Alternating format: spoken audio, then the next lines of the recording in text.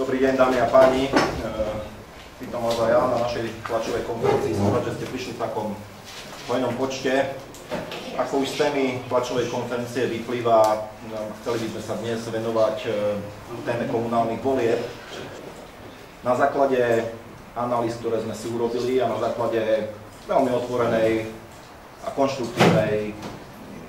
konštruktívneho dialógu sme jednoznačne v pondelok na Krajskej rade za účasti predsedu strany Roberta Fica, podpredsedu strany Pavla Pašku a generálneho manažera pána Richtera rozhodli, že kandidátom na primátora v Košiciach bude Richard Raši.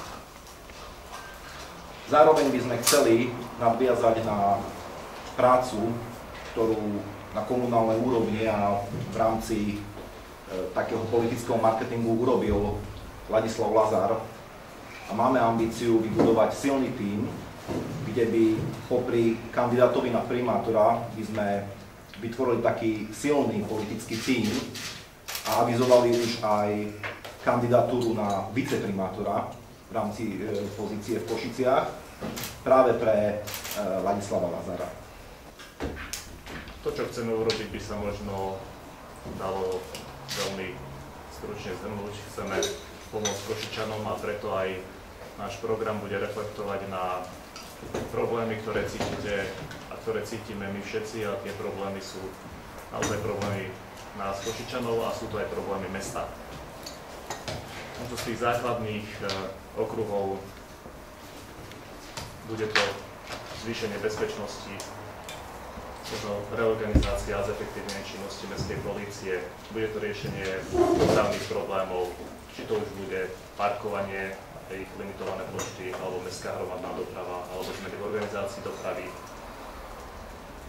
Budeme riešiť otázku nedostatku nových dostupných bytov, budeme rozprávať o investoroch a o možnosti zvýšenia ich počtu. Budeme sa venovať tomu, čo nás všetkých čaká, a viete, že je sprevádzané s určitými problémami z hľadiska riešenia investičných akcií a z hľadiska harmonogramu, a to v Európskom hlavnom meste kultúry. A budeme riešiť aj naozaj problémy, ktoré sú pre mnohých z nás každodenné a ktoré nás každodenne trápia, ako je čistota mesta alebo zeleň. Chceme to urobiť ináč, ako sa to robilo doposiaľ, ako sa to robilo roky. Jedna z týchto myšlienok bola, aby sme postavili tandem.